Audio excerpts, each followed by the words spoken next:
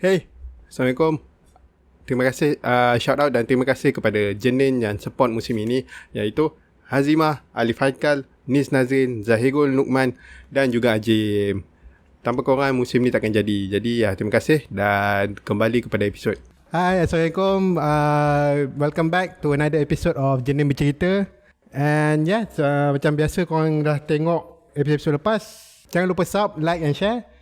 And if you want to support, boleh beli merch dan juga donate. Link aku letak kat description. Dekat situ korang boleh jadi be a Jenin and support this podcast. So seperti biasa, host korang Pak. Dan hari ni we are going to talk about art education.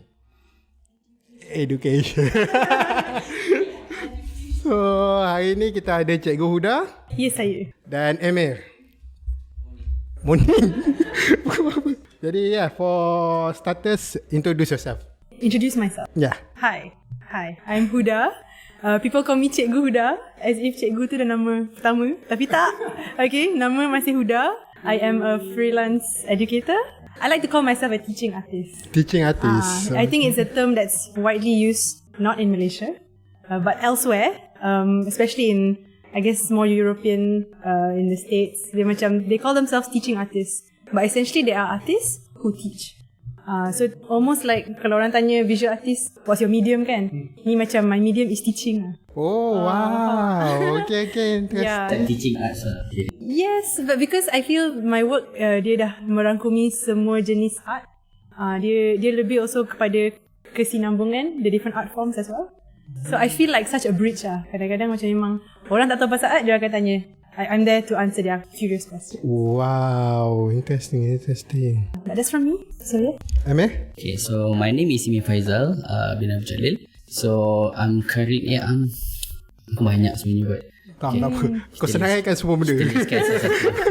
I'm a part-time lecturer right now dekat UniKL MIT as a graphic designer teacher. Lepas tu I do freelancing. And then at the same time I do abstract work as my is the artist commercial punya ni lah. And then I do illustrations, lots of illustration. Kali ni kita buat gambar ayam. Okay, Ayam. Promoting my ayam. Akan letak kat sini. Kat mana? Ayam. Kau letak bom banyak sikit kan. And as a main is like a freelance artist lah. And slash part-time lecturer.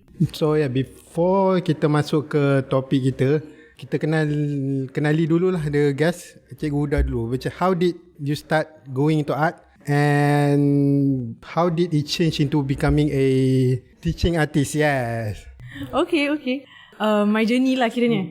Okay, so journey dia tak pernah linear kan? Sebab I was from school. I remember my earliest memory of liking arts or doing arts came when I was in school lah. Yeah, because I had ada dorongan daripada cikgu. Time tu memang cikgu main peranan in my life lah. I think alhamdulillah I'm fortunate to have good art teachers growing up, and a lot of them, even though my time with them was only 1 year, but there was positive impact lah. Yeah, walaupun dalam sistem kita hari ni. Yes.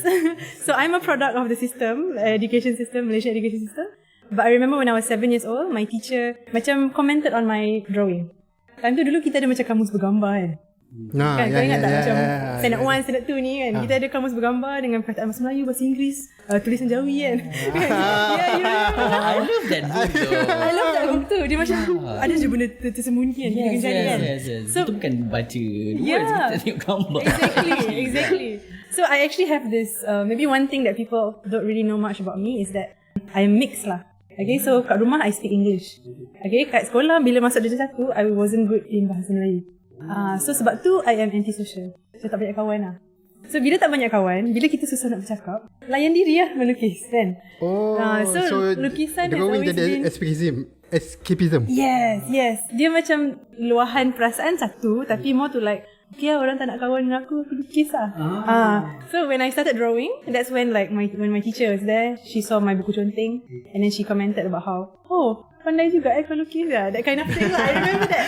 Tapi as a kid, I was like, I never got this before. Terus rasa macam, like sparks. And then from there, I knew that art will always be macam a good companion lah. So I berdegil dengan art. You can consider it as berdegil because I was in the science stream. I went on to study architecture, and then eventually I feel like that call towards the arts is still strong. So I became a teacher after architecture school. But as a teacher pun, I wanted to teach art. I wanted to do murals in school. Until I got enough of school, then I quit the education system and I started doing my own initiative lah. Buat bengkel-bengkel.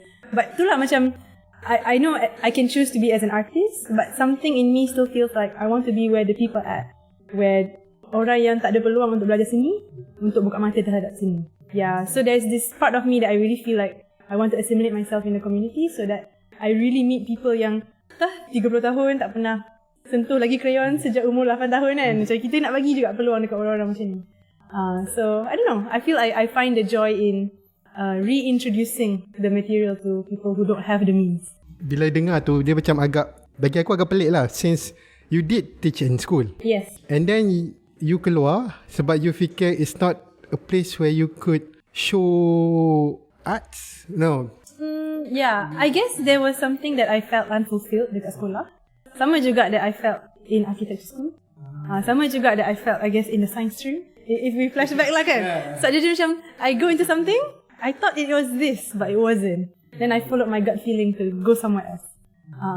So I don't know what it is, Allah Alam. I feel, not to say that being in school made me not able to express ke ada je. I was painting on the school walls kot kan. I can dictate what mural goes on the school. But at the same time, I think ada banyak kekangan. Sebab it wasn't purely it was because of the bureaucracy or there was bureaucracy, ada sistem. Kita sebagai cikgu kena hantar kita punya perancangan tahunan, mingguan, harian kan. Dia macam life as a cikgu is really hard lah. And sebenarnya it doesn't help, it doesn't build my creative self. In fact, I feel my creativity was being sucked out of me. Because as an art teacher in school, I think the art teachers who are listening out there faham. Macam semua benda kena campak dekat cikgu sini kan. Macam, sudahlah, kita pun ada. For me, I felt at that part like I gave enough to the school. Because I feel the school was not giving back to me. So it was more of a personal choice lah to move. I know some teachers are still in school, doing their best. You guys are amazing. Right? But for me, I felt that I needed to come out in order to do more art. I see. So rather than just, sebab I bayangkan macam kalau you stay in school, you will be more focus on naikkan nama school tu. Mungkin. Daripada focusing on more on the community. Yeah, dia akan fokus pada sekolah lah. And I am not just teaching art lah dekat sekolah tu. Kan, we will be teaching subjek lain yang mungkin tak ada kaitan pun, tapi kena juga buat. Dia macam orang kata apa, beban cikgu tu kan, like, is real lah. Cikgu memang dibebani dengan kerja-kerja admin, kerja-kerja pelbagai lah. Selalu sangat dengar tu. Kan? Yes, been there, done that. So, Emel, your story, how did you start? Story, doing arts, is it? I start doing arts, basically dululah kita start conteng buku. Kita beli satu buku dekat kedai buku. Like macam kedai buku conteng and then like, we just start doing scribbles lah. Because dulu I was big fan of Harry Potter. Okay. Yeah. So I was like macam scribble lah, I mean, because Harry Potter je scene, everything semua dalam buku tu is like, this is for me lah. Like, dulu kan kita everyone have the buku conteng dia on lah. So macam start conteng biasa. And then that's when sekolah rendah. Bila sekolah menengah kita naik pula. Macam I don't know, I don't know why, I just want to explore. And then kita try doing photography. So photography is like the main arts in me lah. We give arts in me lah, because macam mana it spark rasa minat in arts. So I do photography, and then like dari sekolah pergi shoot event apa semua. Dulu macam kita ada sidang redaksi, which is majalah sekolah punya ni. Editorial. Yes. Majalah sekolah punya ni, I was like macam okay, let's go join student redaksi as a photographer. So I did learn a lot with my like cikgu pun dia ajar bio, tapi the same time dia minat fotografi. Dia ajar semua benda like about all the physics. Cikgu bio ajar fotografi. Macam cool gila lesson time. And then he gave me his camera lah. Dia macam pakai dulu, pinjam. for I don't know how long I pinjam, I tak tahu. But it was like macam aku dia desa lah go. Before that I was wearing compact je actually. Terus like macam pakai apa semua macam apalah dia bagi je kamera tu. Like macam mana Aku boleh pegang ke tak ni? But yeah, I did which is photography lah. And then I went to, after that I got metric dekat Perlis. Okay, dekat Perlis tu tak belajar langsung sebab dia tenang sangat. Perlis is the place we want to, you know, like nak rehat ke apa kan. But I took a lot of picture there kat sana. So, macam best gila. Dia cuaca tenang, suasana dia. Ada 8 orang je. Tak ada orang. Kau cakap aku tak ada. But yeah, and then I actually flunk my metric actually. Sebab tak study. Like I said, I so tenang sampai I tak study kat situ. Tapi macam I get back lah kiranya. Get back and then start doing ambil dekat MSU. Start balik diploma. Sebab kita metric, kita jam what call it, skip diploma to school degree kan. Tapi I start balik doing diploma. Ambil diploma graphic design dekat MSU. So since kat MSU tu lagi lah, and I enhance lagi my the spark in interest of arts lah kiranya. All the lecturers, all the staff situ semua memang from industry people. So they knows how the industry works. And then instead of they give a lot of teaching, and macam most of it is the teaching like fundamental lah. But most of the time they just give like macam the experience, dia punya pendapat about industry apa semua, because they've been a long time. And then masa tu dia nak just sharing their moments masa dekat students lah kiranya. So I can see that they're not like macam dia nak mengajar kita fundamental much. It just nak we prepared in the industry world actually. So since that rasa lagi macam best gila belajar arts, go deeper lagi ke semua. And then one of my lecturers is like an expressionism artist, Dizu Zakaria, I still remember his name. I start doing abstract works because of him, because dia tunjuk abstract works dia semua expressionism was like macam best gila kan. Instead of kau tertarik the visual aspect or the idea? The idea of it. Because macam kita tengok macam painting just macam splash dekat situ macam what's the meaning? Tapi actually itu sebenarnya diri sendiri nak express apa yang kita rasa. So it's like macam I want to do that as well. So it's like macam without a basic of finance or something, and kita just buat je dulu. In comes of time dia macam benda tu datang sendiri. Dia rasa perasaan tu datang sendiri lah kiranya, which is dia punya what do you call it, the meaning behind it kiranya, and then the purpose of it, kenapa kau buat benda semua. So it's like best gila. And then since that after that I graduate, and then I start graphic design in diploma, and then like degree pula in animation. Tiba-tiba kita explore je. So like macam I don't know why, I just want to create something. I just want to explore stuff which is I mean that. Sebab since kecil pun kita dah start lukis. And then bila like dah kita go on like terus minat spark je kat situ lah kiranya. And then after that I dah I graduate from animation degree. My lecturer called email nak jadi part-time lecturer di sana. Let's go. So lecturer you nampak lah you have that teaching skill. Yes. Actually masa tu kita orang kena buat community service lah kiranya. Every university has ada community service subject kan. So like kita kena buat workshop. Okay. So most of them kita orang banyak creative students, which is ada multimedia students, ada animation students. So macam kita buat lah apa kita tahu, which is arts. So it's like macam kita buat workshop how to adopt Illustrator. So they called me because most of them the skill is like okay. It's like I have macam dah diajar before ni dekat diploma, and then go to degree pun kita enhance lagi. So yeah, they called me to be as an instructor. Tapi macam the joy of teaching tu dia rasa macam it's different actually. Dia macam I just want to share. Kita nak macam seronok sharing stuff with people, apa yang kita dah belajar, instead of kita simpan seorang. It's like I not share with people about what I know about AI. So since that dia macam, and then lecturer I pun ada kat situ. So it's like macam dia pun nampak how I teach. So dia he's the one lah. Macam tu lah. The chosen one. Yeah. Jiwa cikgu ni juga kan. Yeah, jiwa cikgu. So it's like, okay, let's go teaching. So it's like, yeah, that's my ringkasan Jenin lah kiranya. Which is aku rasa best sebab contradicting lah your journey. Because Huda masuk science stream and go with the flow. Literally go with the flow. I was science stream as well. Bagi aku dia literally go with the flow. Maksudnya settlekan science stream, buat architecture sampai masuk belajar. Yeah. Macam kau masuk matrik tu macam this is not for me. Aku kena buat. Plus aku rasa memang matrik susah tu. So it's like I cannot do it. So yeah. Matrix was science lah ke? Science. Modul 2. Sama. Yeah. Okay. It's totally pure physics. So it's like, damn, this is not for me though. I cannot study. I mean, if we try to compare macam, because I went for asasi untuk masuk UM, architecture UM. So it was very like macam ada funnel kan, kita dah masuk asasi UM. For me was also science, but I enjoy science. I enjoy doing physics, doing biology. Chemistry was my weakest subject, but I can still carry it.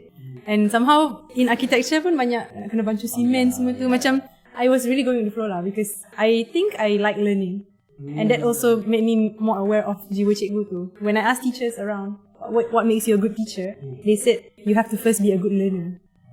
So I know at that time memang, I don't know, kita rasa kita bukan student yang cemerlang kan, kita rasa kita student biasa-biasa je. Tapi rupanya cikgu tu kata that kalau pelajar ni jenis yang betul-betul minat apa yang dia ajar, dia bukan minat subjek tu, dia minat proses belajar, then that student can be a good teacher. That's what I understand lah as I was going through my studies. Kalau korang waktu mengajar, is that what you try to advocate, the joy of learning? For me, yes. Yeah, I like to say that I like to teach kids how to the learn. idea of learning, not just kau belajar, kau lulus. Aku lepas report aku. Yeah. Kind of actually macam kita nak share apa kita minat juga sebenarnya untuk orang.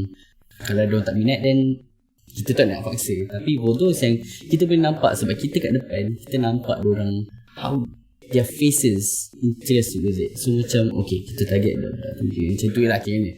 But for the rest, boleh nak try, nak give themselves macam interest juga. Tapi tak boleh nak paksa jugalah kalau dia tak minat pun. So yeah, I do. Ini macam soalan ni lebih ke arah filosofi mengajar. Tiba-tiba jadi hal tu. Itu lah.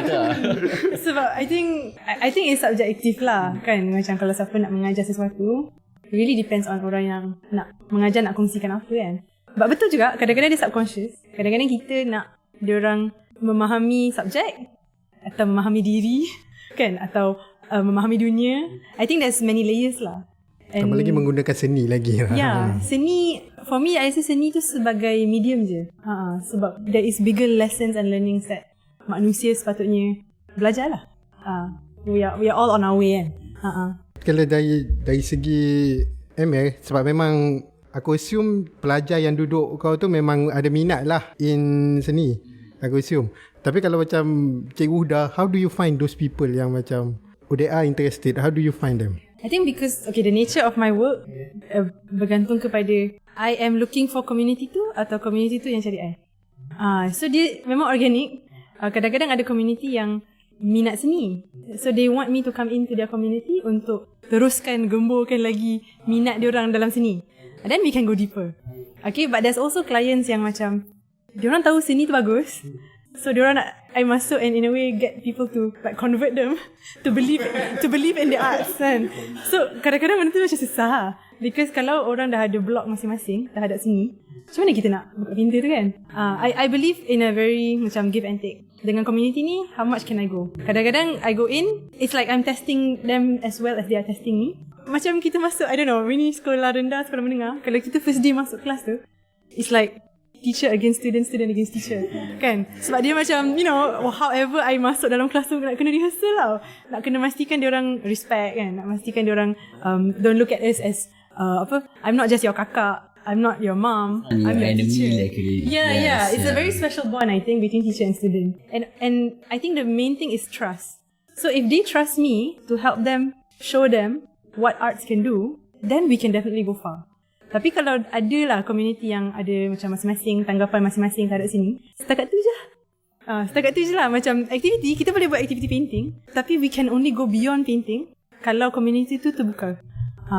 So for me, I really don't know if they're gonna be a future artist, but I believe siapa yang boleh berinteraksi dengan sini atau membuat sini, they get to understand themselves better and they get to become better human beings lah. I think for me it's more about that. When we can appreciate what we make in 2 hours, we can definitely appreciate what other people make in 1 month, in 2 months, in their lifetime kan. So I'm actually preparing the community to be more open to the arts. Lain lah kot dia punya end goal daripada Actually, okay, I'll go specific sikit lah. My student is not actually taking arts basically. So diorang actually a foundation student. They call it FICT lah kiranya. Foundation in IT, computer technology. So they basically it's like just a foundation. So macam belajar semua benda, maths, programming, database, semua benda tu lah, web based. And tiba-tiba ada subjek graphic design. Tiba-tiba yeah. That's like okay, this maybe dorang macam nak, because Unica kita ada arts program. So macam maybe some of them rasa macam minat arts ke apa ke. So macam yeah, I think as for myself, I tak ada nak like macam okay advocate. It's just like macam nak bagi orang betul go for arts, minat pada arts. Tak tadi macam sebab diorang ada lagi banyak cabang dia boleh pergi untuk degree kan, macam tu kan. So macam ada yang nak ke sistem, ada yang nak cyber security, ada yang nak ke IT, macam-macam lah. Tapi bila dah ambil subjek graphic design tu means you kena lulus lah that subjek, kena goal lepas ni lah. So as for myself, I tak ada nak paksa diorang untuk minat arts. It's just like okay, I know some of you guys maybe nak make this subject as you punya pass sajalah macam tu. Tapi I try to make make the subject interest lah, which is ada sketching, kita go for gallery walks ke apa ke, and try to be like open hearts lah kira to arts. Okay, and then they are surprised macam most of them memang okay tak pandai lukis apa dia, they say they not creative. Tapi bila I tengok sketchbook dorang, power gila. Bapak menipu tu. Diorang tipu tu aku. Tapi I can say that there's not, diorang macam in creative tu means diorang tak pandai nak how to colorize ataupun how to susun benda tu lah, make it fun ataupun make it the ideation is fun lah kiranya. Tapi as far as I tengok diorang punya sketchbook, diorang punya outline works, everything semua power, cantik. It's like how you say you're not creative tapi you buat ni power gila, boleh lukis, you can create your own character apa semua. Macam no, you just not, you don't want to learn actually. Yes, I think I know why. tapi as for diorang punya assignments, I tak ada judgement lah. So I faham lah, because ada yang diorang tak nak masuk arts pun kan. So macam tak apa, kita take this as macam you nak lulus je, so okay tak apa. But for those yang betul-betul minat, you can trust me, I can guide you better lah, better way. Macam lah. Dia macam Cikgu Huda cakap tadi tu lah, yang ada setengah community kalau dia open, okay aku berikan satu-satu. Tapi kalau ada setengah student yang macam memang niat kau datang nak lulus, tak apalah aku bagi macam tu. Yes. I think macam bagi orang-orang yang datang dan mencari sesuatu, diorang akan dapat apa yang diorang nak cari. So kalau diorang nak dapat something yang lebih, kenalah cari lebih kan. So diorang punya tujuan asal ataupun niat yang asal tu kena berubah. Like I don't know, for me, because I do public workshops and it's open, and sometimes really before the session it's like, how do I reach out to them, or how do I know if they are here because of this art, or diorang sign up last minute. I really have to assess. So kadang-kadang diorang yang datang tu, diorang macam ada yang tak terbuka langsung pun tapi tak sedar. So I need to banyak menjelek juga I need to pandai membaca orang yang datang to my workshop. Bila I buat yang public lah. Kalau I buat yang dekat sekolah atau dekat institusi mana-mana, kita ada macam rough idea. Kita tahu pattern dekat institusi ni macam mana. Before I masuk, I akan tanya lecturer diorang, your student macam mana? Cuba cerita sikit. Because I need to know that backstory dulu to know how I can come in.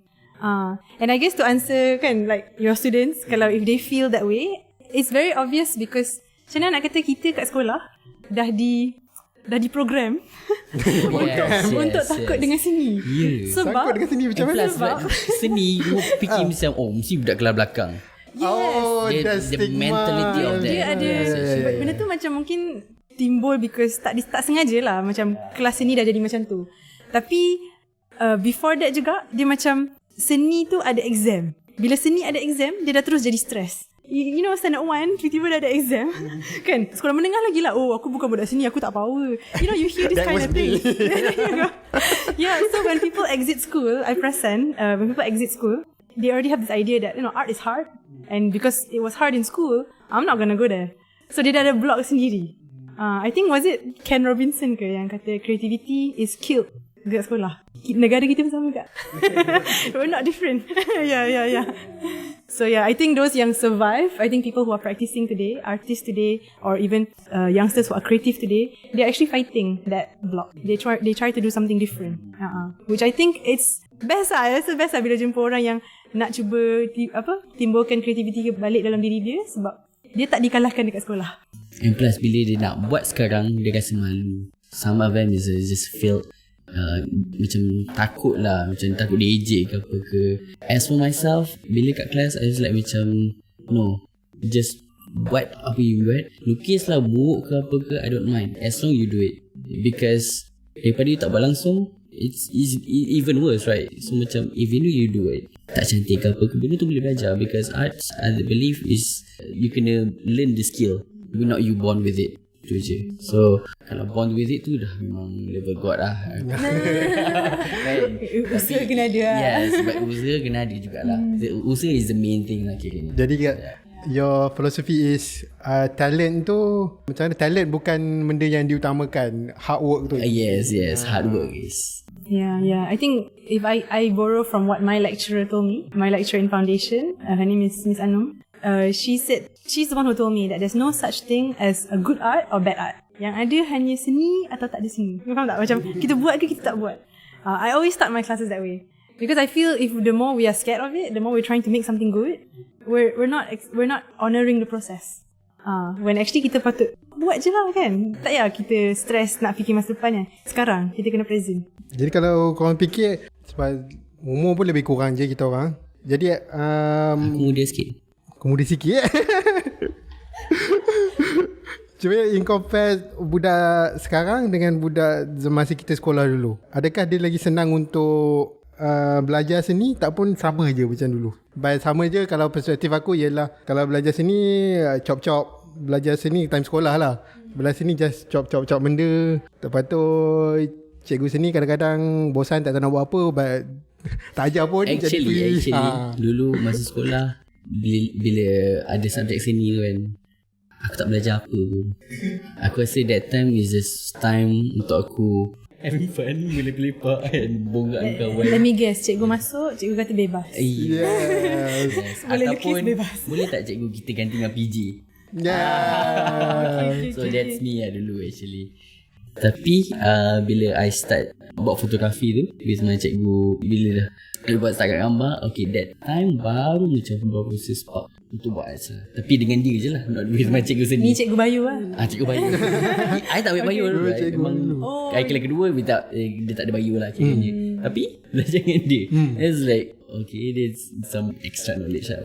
Tapi I was like that. Macam cikgu masuk pun it's like macam it's like kita bunyi.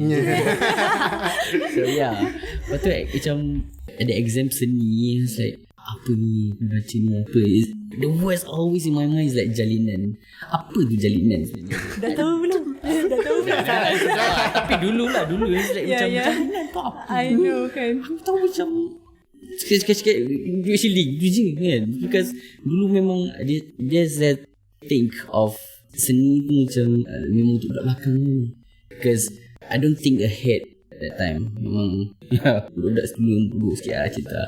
Tapi as macam yang cakap tadi, macam the same generation dulu dengan sekarang, I feel like macam I don't know, I tak pernah ke sekolah, tak pernah rasa macam based on your teaching sekarang ni lah. Teaching sekarang ni based on perception.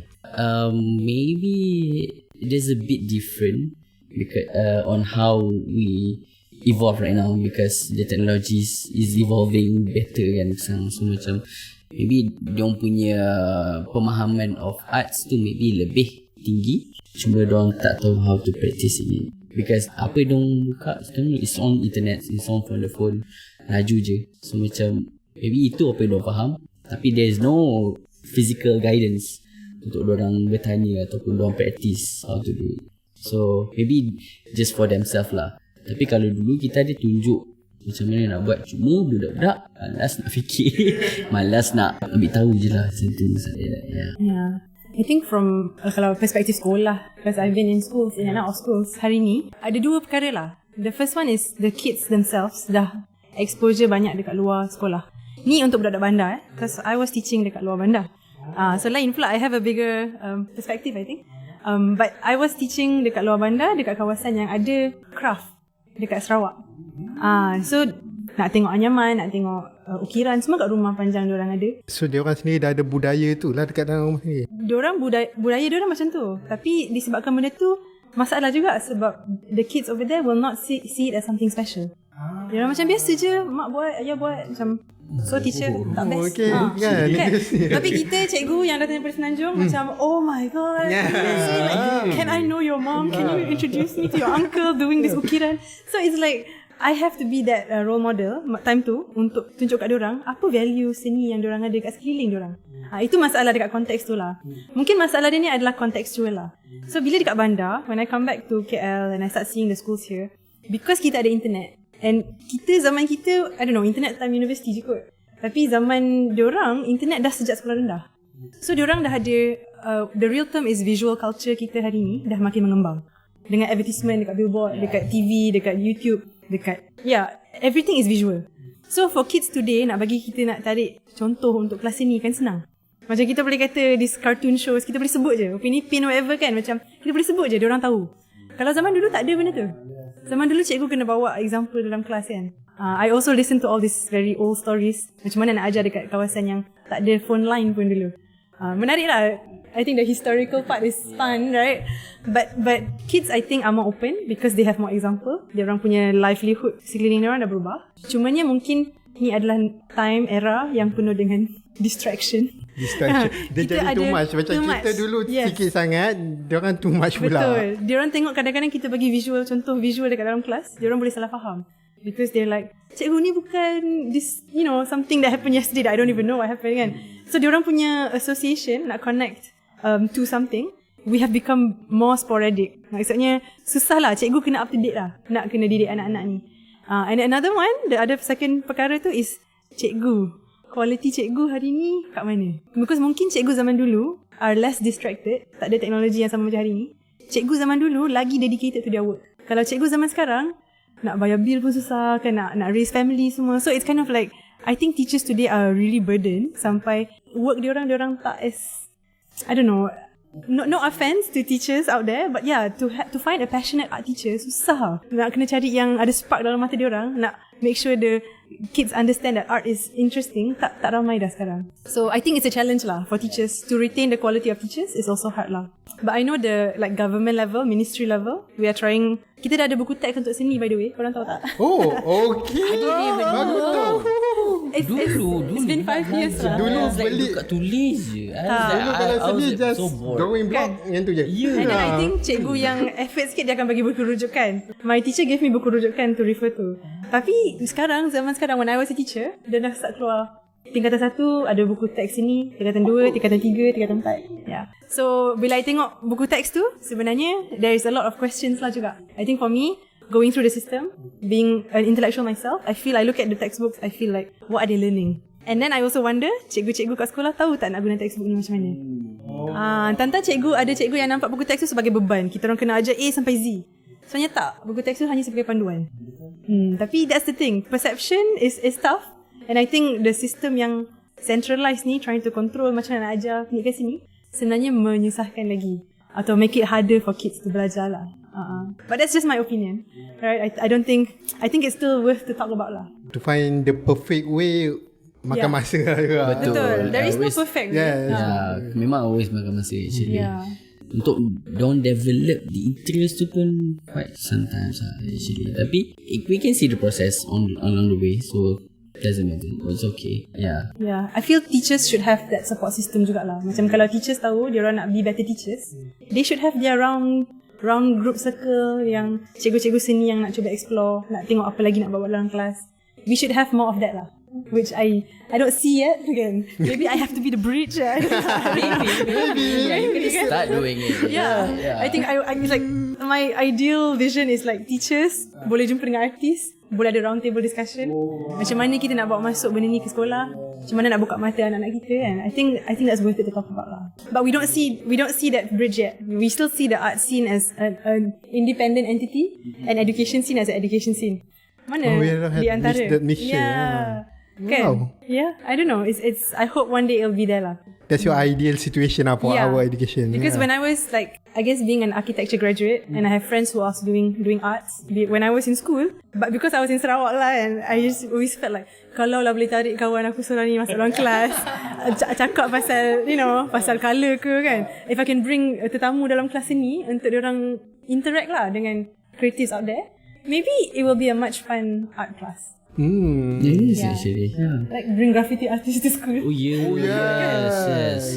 Tapi itulah, dia macam sometimes like they say, okay, contoh macam nak cari graffiti, it's like, don't tengok orang dulu, dia ni ada kalau graffiti show lagi me orang your pandai CV. seru, something like that lah.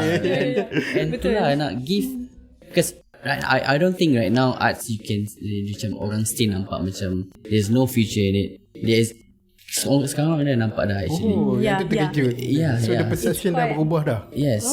So I can see that the perception is different dah berubah, which is about amongst the parents everything semua. Because dulu macam cakap nak buat art, nak buat seni, nak lukis apa semua, macam ada job ke dapat after this. Macam dah siapa buat kartun tu. It's macam siapa yang buat kartun, budak-budak kan. It's always there's orang dewasa yang buat, yang minat lukis apa semua.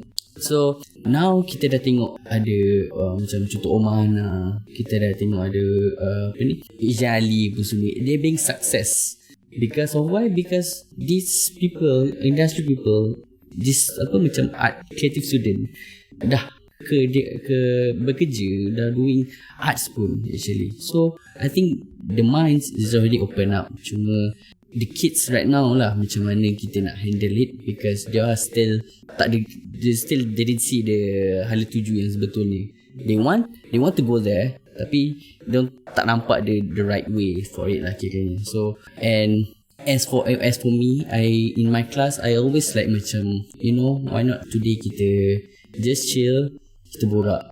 Macam I take me as not as your lecturer, but as a friend. So macam sometimes kita tengok movie, sometimes kita do a poster review ke apa ke. That's what I always do. Macam apa yang diorang tak minat basis about this poster ke apa ke, and apa diorang cuba boleh ubah.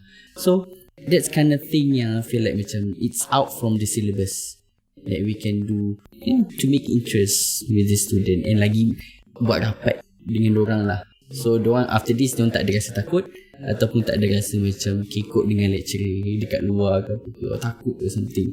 So and yes, panggil all the macam industry people ataupun like macam sub artist lah untuk share dia punya experience. That's the best thing to do untuk diorang juga lah. Give them exposure what's happening in the real world, bukan nak what's happening around them. Itu lah kiranya. So tertarik aku dengan cerita Cikgu Huda yang pasal pergi ke kampung tu, because sendiri budak kampung, exposure terhadap seni sangatlah, ini flashback masa membesar lah, sebenarnya tak ada langsung. Jadi memang Kampung susah yang berbeza kan. Yeah. I have a theory actually pasal because I think for me macam budak bandar lah, grow up dekat bandar, lagipun mix heritage kan. So bila membesar tu macam tak pernah tahu pun macam budaya Melayu macam mana. So I have to always ask my mom pun tak tahu, ask my auntie. My auntie's like, kenapa ni banyak sangat soalan pasal budaya kan. Macam nak apa macam like sometimes I don't know why I have the curiosity. Daripada kecil lagi memang nak tahu. Sebab kat rumah pun tak ada for me. Tapi I want to know. And I don't know, I think this is God Same. given. I don't want kampung as well. Kan? Yeah. Tapi when we don't have it, and I see things on TV, I'm like, apa tu? Nak Kenapa tahu dia orang main benda. benda Nak ni? tahu benda tu. Apa benda yang guli-guli tu kan? Apa benda yang macam wow, layang-layang? Benda Apa tu. beza layang-layang dengan wow kan? Yeah, I think for me the curiosity comes also with the traditional crafts. I have orang kata affinity kan, memang minat yang mendalam terhadap barang-barang tradisional. Because I have all these questions, kenapa benda tu wujudnya macam tu zaman dulu? Ya mungkin lah for me it's like sejarah dengan seni tu dah ada gabung kan. So I want to know macam kenapa benda dia lama bentuk dia macam tu? Kenapa benda dia lama digunakan macam tu? Kenapa rumah lama cantik, rumah sekarang tak? Kan, I have all these questions. So when I go into the kampung, I also try to find out macam how did orang zaman dulu happen like that? My theory is benda tu sangat organik. Maksudnya dekat kampung-kampung dulu yang ada rumah yang cantik, confirm ada pengukir dekat dalam kampung tu yang macam jenis yang akan ukir apa yang dia nak lah. So dia adalah artisan zaman dulu. Artis zaman dulu adalah craftsman. So the crafts sama ada dia buat tembikar ke, labu sayung yang dia bina ke, ataupun kayu yang dia main ke. Kan kita fikir balik, perca-perca kain macam pengusaha batik kan. Perca-perca kain tu jadi batu seremban. Kan? So that is also their effort untuk melayan kanak-kanak in the kampung zaman dulu. Betul. Sebab sekali kalau dengan tukang-tukang kat kampung ni kan, kalau background saya lah, buat macam tukang rumah kan, bang ni buat apa ni? Ni tengah buat tiang ni. Macam mana ni bang? Alah, conteng-conteng saja. Buat ni jadi. Ya. Macam tu je.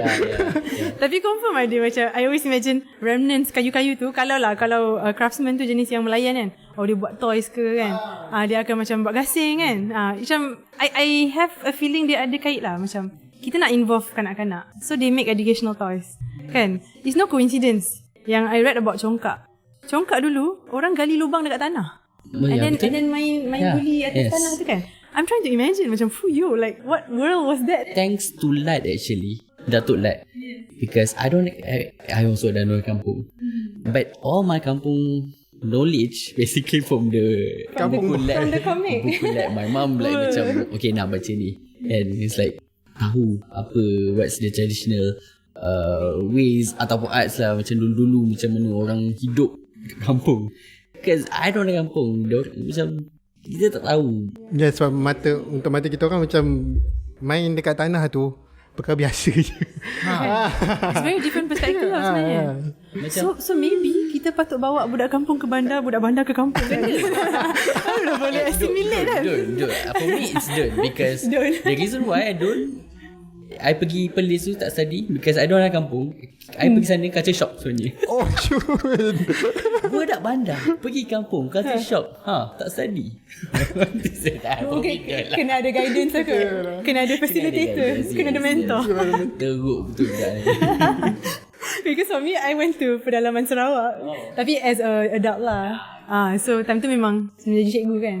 I think in the end, my students dekat Sarawak taught me more about their culture. Because I just came in with my curious mind, and then diorang yang menjawab soalan lah. Kadang-kadang tanya juga macam, diorang ada, kalau dekat Sarawak tu ada satu, dia panggil tarabai, which is the shield untuk warrior. Kan? You know that yang bentuk hexagon tu? Okay? So ada macam bentuk makhluk dekat depan shield tu, yang mata dia bulat besar. I was like, siapa tu? Apa tu? I was asking my student lah. Diorang kata, tak tahu cikgu. Macam mana dia tak tahu? Kan this is part of your culture. I was saying like, ni kan budaya kamu, I would say kan. Cuba kamu balik, tanya atuk nenek. And then they were like, okay. Diorang okay je, macam okay. Then literally 2 days later, this student cari I balik, cikgu dah tahu dah kenapa mata dia bulat semacam. Dia kata kita panggil tu, ayat dia hantu kan. Tapi diorang kata, hantu tu dia punya spirit. Tapi petara is diorang punya god. So then they said like, cikgu, hantu tu adalah dia panggil macam petara bulan. So mata dia sebesar bulan, bulat sebab dia melambangkan bulan. So then diorang baru tahu from their atuk nenek yang rupanya ada story dekat dalam that shield tu yang diorang nampak hari-hari. But it takes a teacher to push the question and for them to actually take action by asking their grandparents. To give them the idea. I feel art is tak jauh daripada identiti kita. As a Malaysian, as a human, but as long as we have stories that we want to tell through our barang-barang kita guna kat rumah, then art will never die lah. Yeah, I feel sometimes peranan kita bukan sebagai orang yang kena expert dalam barang-barang ni, tapi bukannya kita kena buat benda ni, tapi kita kena tahu je. So for my students now lah, this is today, my learning is like, kalau you nak jadi artis boleh, kalau you tak nak jadi artis pun tak apa, you boleh jadi appreciator of art. Kalau you tak nak appreciate pun, at least you respect art. So there's this level sekarang ni. Macam kalau kita nak jadi orang yang inform tentang art, ada banyak peranan kita boleh main lah. But it takes, I guess, a teacher to help them see this lah. Yeah, which I think is crucial, that we need more teachers yang in that same passion yang kena ada lah. Jadi kalau kita ambil dari perspektif seorang individu, kalau kita dah minat dah seni tu, eloknya kita cuba macam mana, cuba semaikan minat tu sikit supaya seni ni tak dipandang serong. Ya. Sebab saya masih ingat lagi, sebab dalam family saya seorang saja minat seni. Jadi bila bagi tahu parents yang I like seni, the first reaction is, sebab parents saya masih orang-orang lama lagi. Jadi bila cakap minat sini, abang nanti jangan ambil benda pelik-pelik lah. Dia macam tu lah. Tapi ada setengah point yang macam, sebab abang-abang semua tak minat, jadi kadang-kadang pergi kedai buku, first time abang aku datang dan dia kata, abang boleh tak tengok buku puisi? I was like, sejak bila abang minat ni? And then dari situlah macam, oh mungkin bolehlah sedikit-sedikit as an individual, boleh adalah peranan kita juga untuk peminat seni. Betul. Yeah, I think we are not far from it lah. Maksudnya macam kita manusia, and then kita kan ada bahagian kita yang di dalam. Orang kata macam, yelah, mind, body, soul kan. Sebenarnya bahagian soul tu yang kita tak nampak. Jiwa kita tak nampak warna dia, tak nampak bentuk dia. Tapi bila kita berinteraksi dengan seni, kita dapat memahami sedikit sebanyak tentang apa yang kita tak nampak. Actually, art it's related with everything. I told my student, art is everything. Kau buat coding, there's the art of coding. There's the art of accountancy. There's the art of everything you did. Cuma how macam tadi cakap, it's on your spirit, how you discover it, and then how you express it to it. Macam mana, even sebab the thing that you timbul minat tu adalah towards something. That's what we call art of interest actually. So I told my student, art is everything. It's not it's not either you creative ke apa ke. It's just how you do it on something that you minat. So macam mana so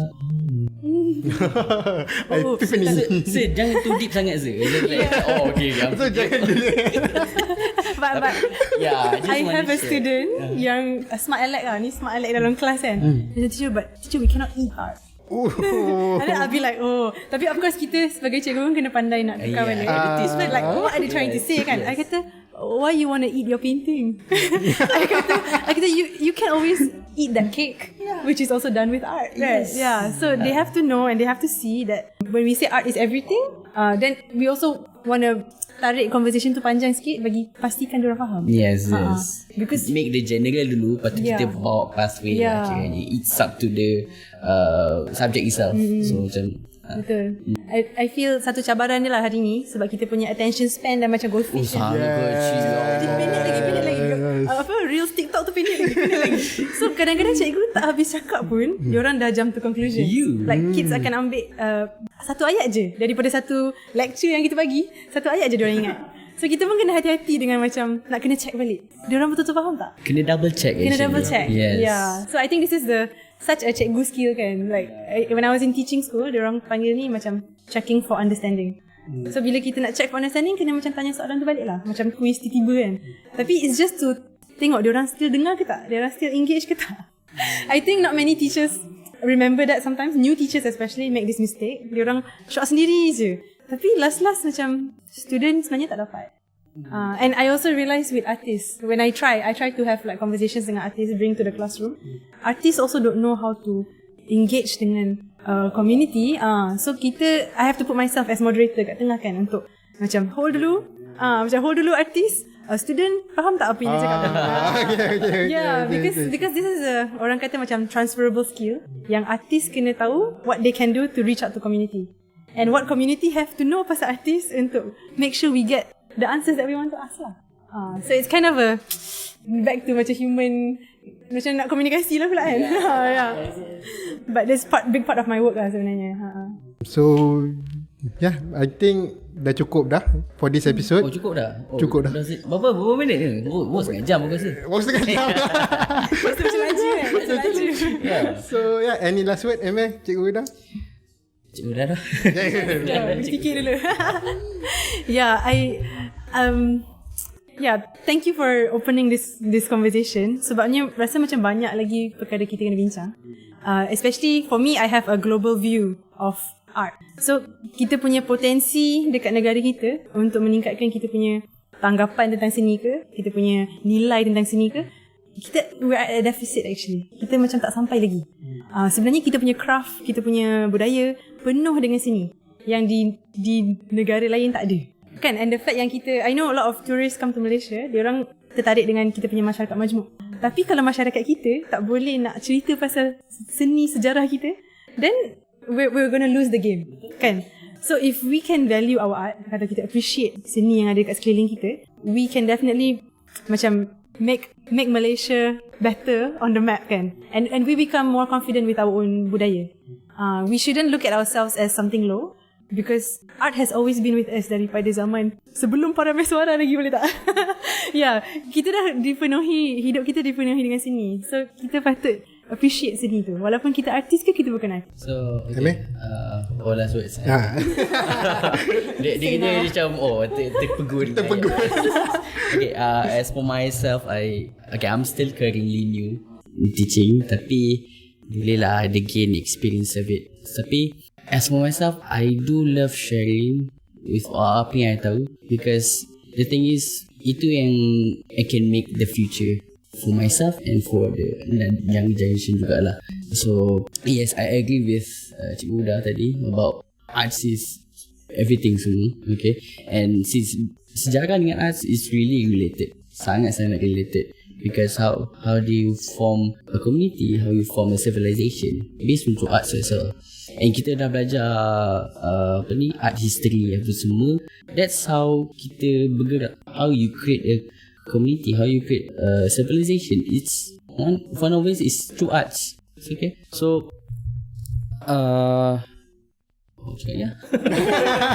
tapi I think the major thing is arts, as per my belief lah, arts is everything. Without the arts, memang kita akan down lah. Tak kisahlah you power ke, you tak power ke. So Lost in thoughts. I'm lost in thoughts. Sorry. It's okay. Cikgu dah punya words. Tapi I agree with everything she said, and I pursue everything what you said. Yes, kita mau baru lagi, so macam malu-malu sikit lah. It's okay. It's genuine. It's honest. Yes. Alright, so that's it for this episode. Terima kasih korang yang menonton ke semua episod untuk musim ni. Dan jangan lupa kalau korang nak support, boleh donate. Link kat bawah Yeza, boleh beli merch. And link kat mana? Tak nampak pun. Link bawah. Oh, dah bawah. Dekat bawah. Okay. Nanti aku cek bawah. So jangan lupa like, sub, share. Dan thank you Huda. Thank you. Thank you Ame. Thank you so much. Bye bye.